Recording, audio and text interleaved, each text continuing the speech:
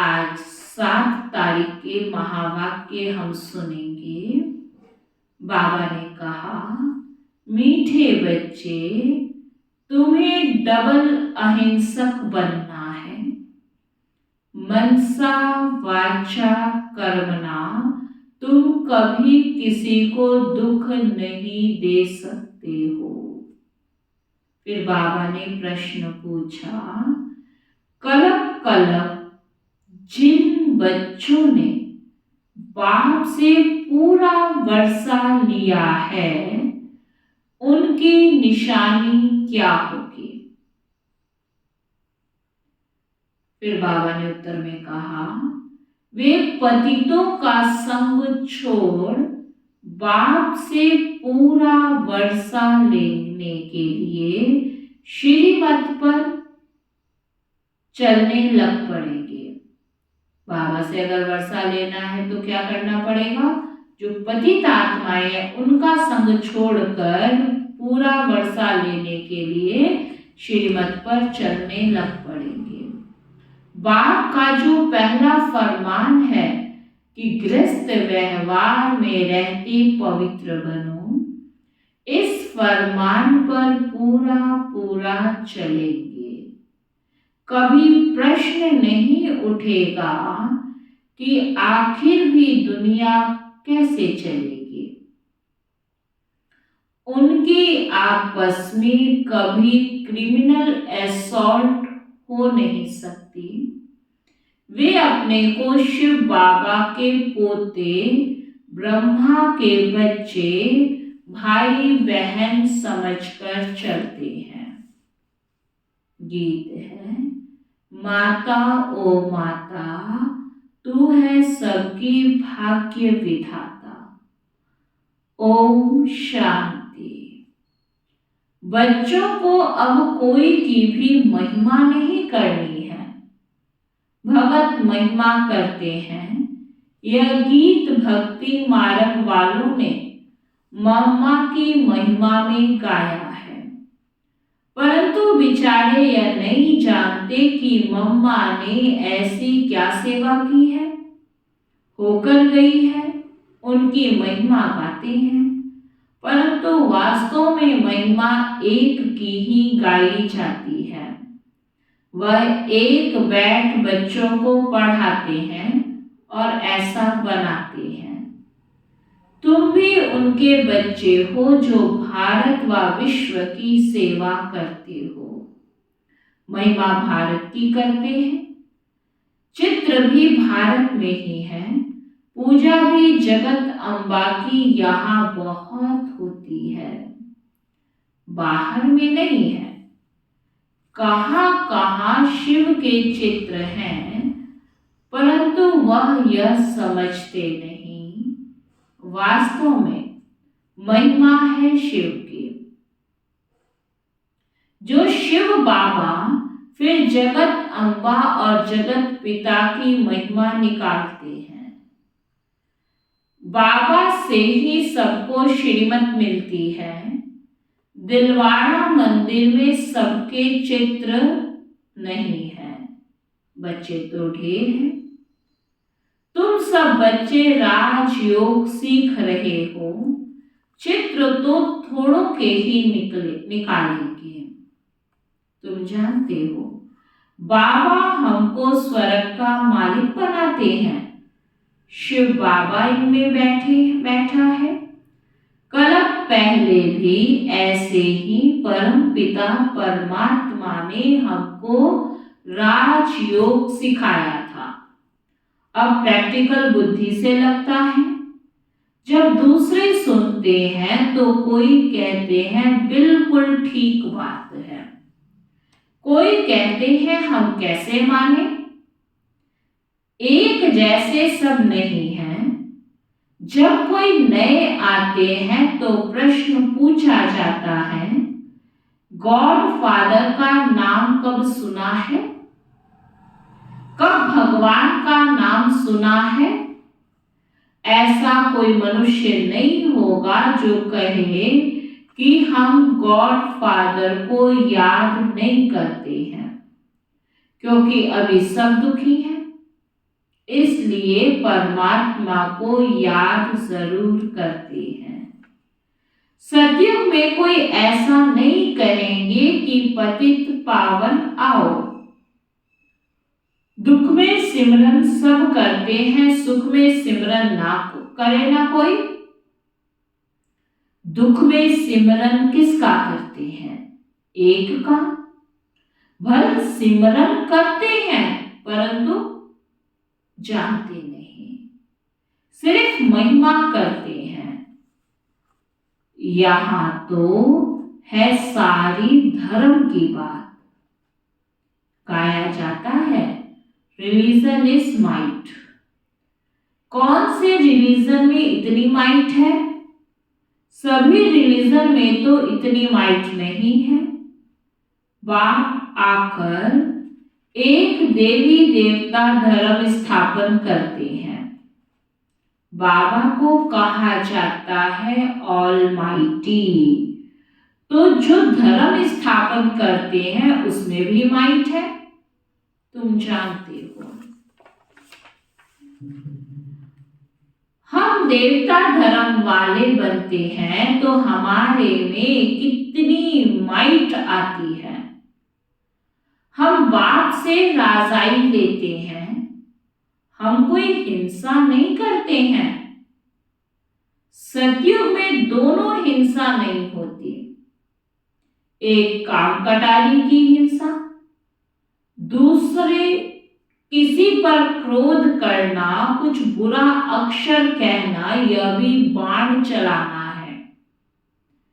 इनको वायोलेंस कहा जाता है। तुम किसको दुख नहीं दे सकते। बाबा कितना अच्छा सिखलाते हैं। सबको सुखी बनाओ, मुख्य बात काम कटारी चलाना, यह है सबसे बड़ी हिंसा।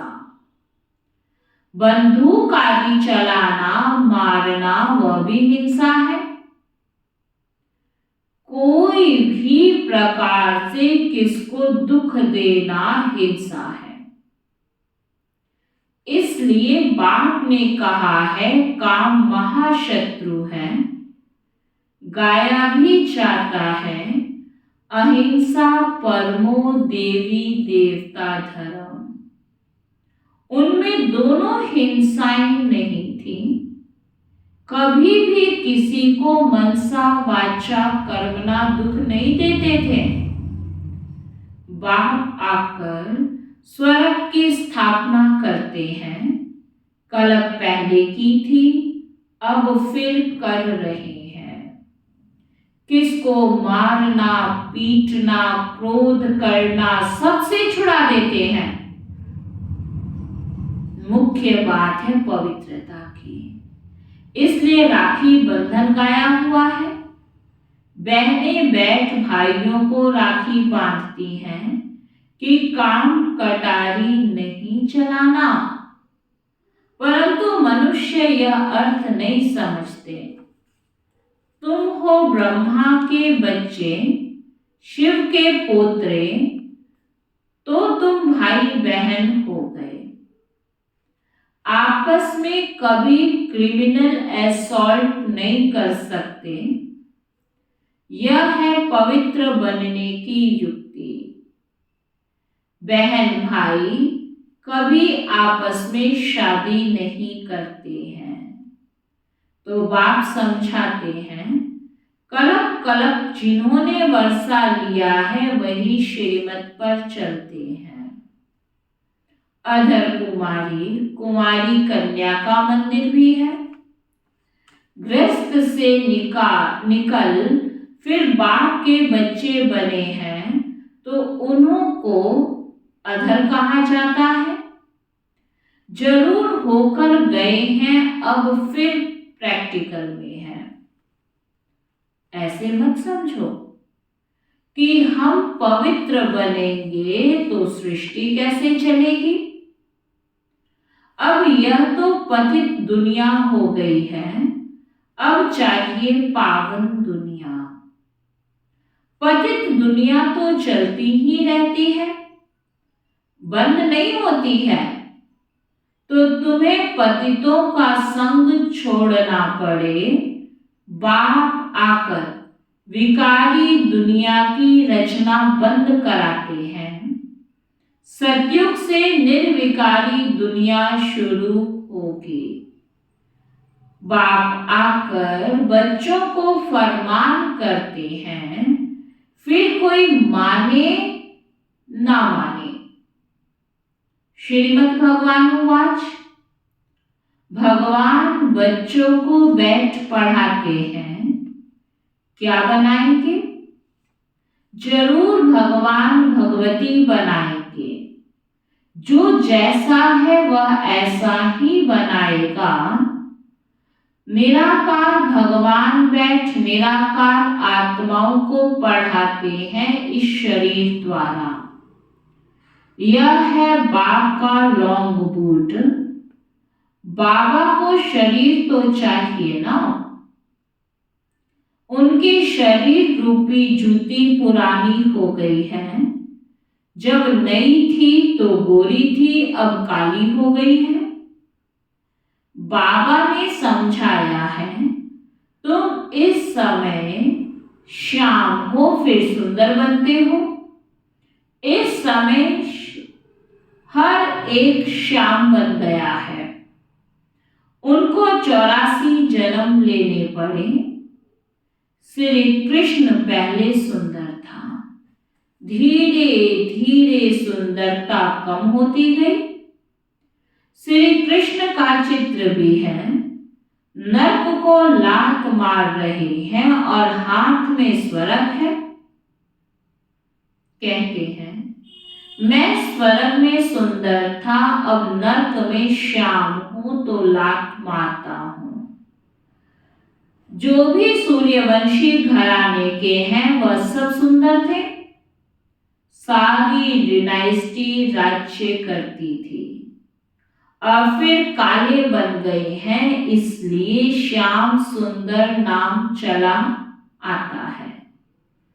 श्री कृष्ण की महिमा पहले जन्म लेती है। श्री कृष्ण के साथ सारी राजधानी भी है। सभी पुरुषार्थ कर रहे हैं फिर से गोरा बनने का। कहते हैं काली दह में सर्प ने डसा, वह भी अभी की बात है। माया सबको डसती रहती है। माया ने सबको काला बना दिया है। बाप फिर से गोरा बनाते हैं। स्वर्ग में ऐसा होगा नहीं। फिर 21 जन्म सदा सुखी रहते हैं। अकाले मृत्यु कभी होता नहीं। अभी दैवी राजधानी स्थापन हो रही है। बाप आकर सबको राज्य भाग्य देते हैं और कोई धर्म स्थापन करने वाले राज्य भाग्य नहीं दे सकते।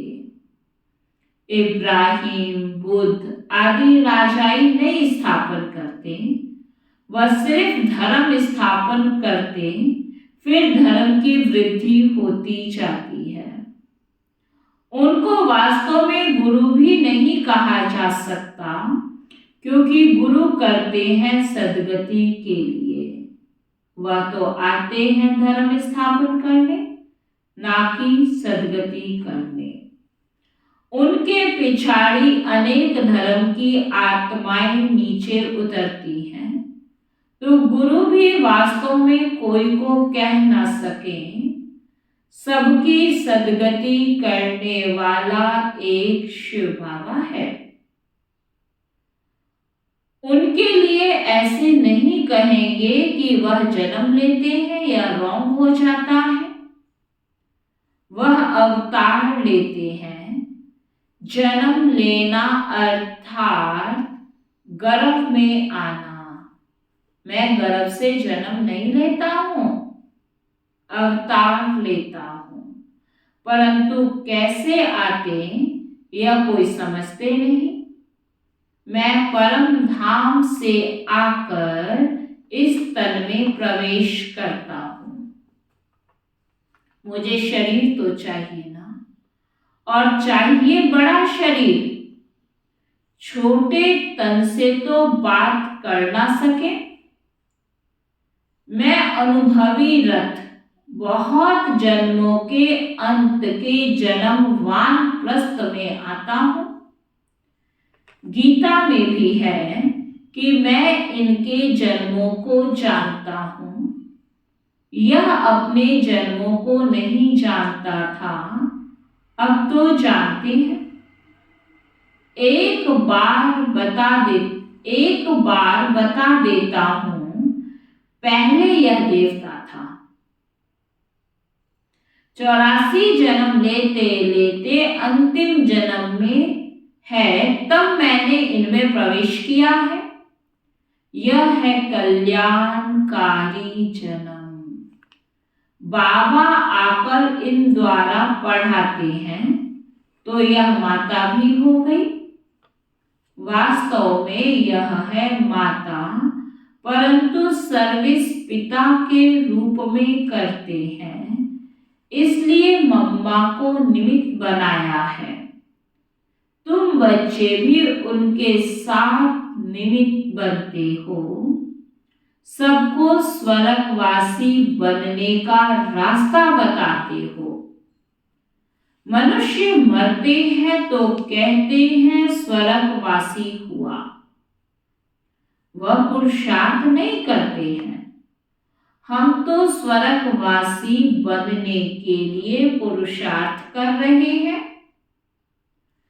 सतयुग में लक्ष्मी नारायण थे, उन्हों को स्वर्ग का मालिक बनाने वाला कौन? जरूर नहीं थे तब बनाया। इसमें तकलीफ की कोई बात नहीं है। बाबा सिर्फ राय देते हैं कि गृहस्थ व्यवहार में रहते इस अंतिम जन्म में पवित्र बनो। अब पुरानी दुनिया का विनाश होना है। सतयुग में रावण को जलाते नहीं। मनुष्य कहते हैं यह रस्म अनादि चली आती है, परंतु कब से चली जानते नहीं।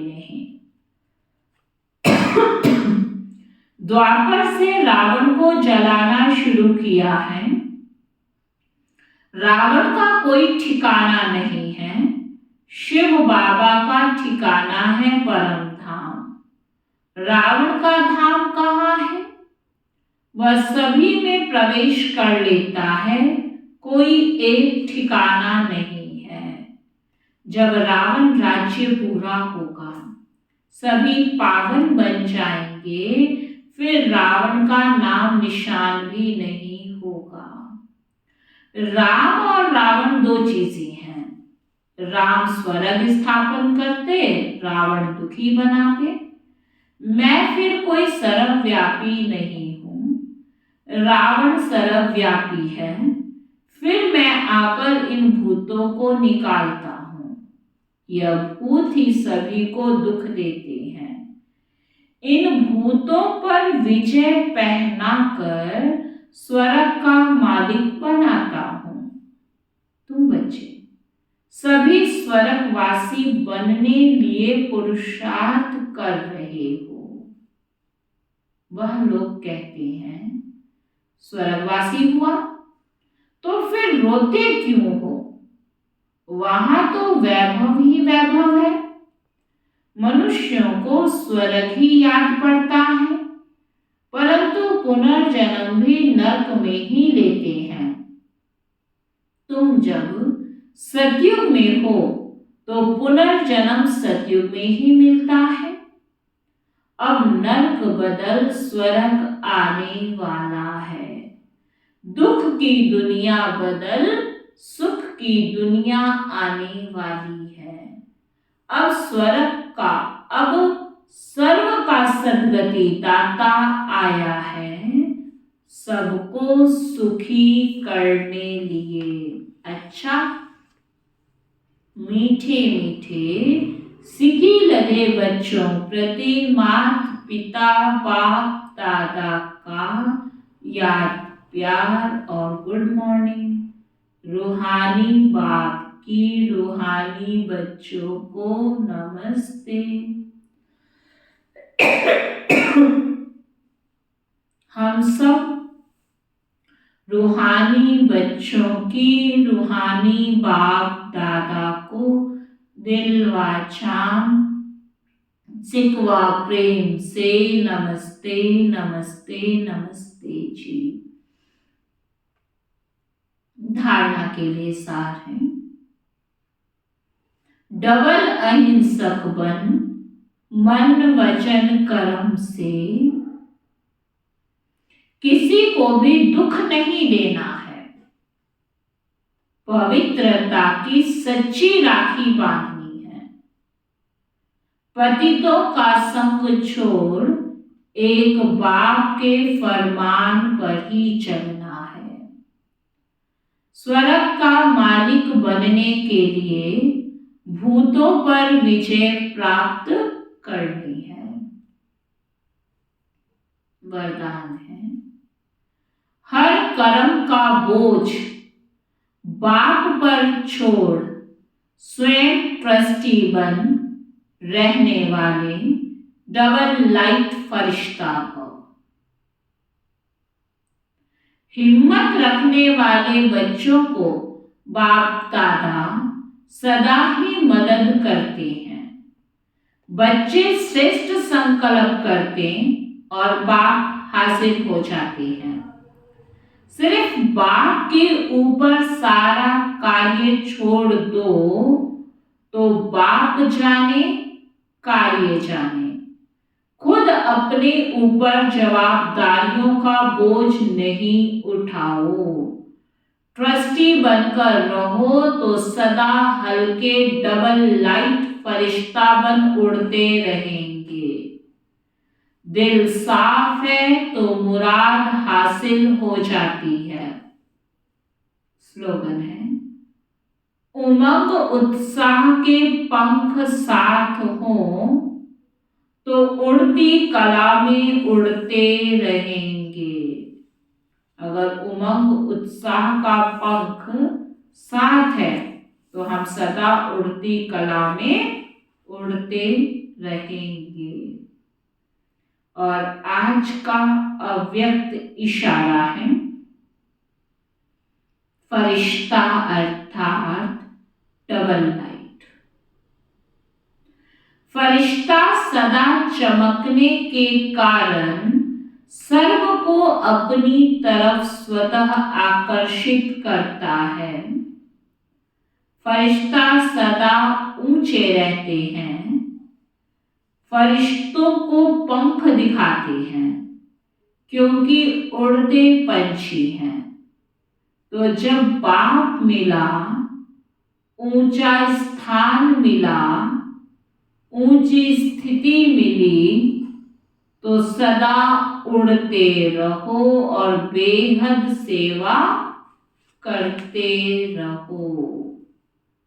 अच्छा, ओम शांति।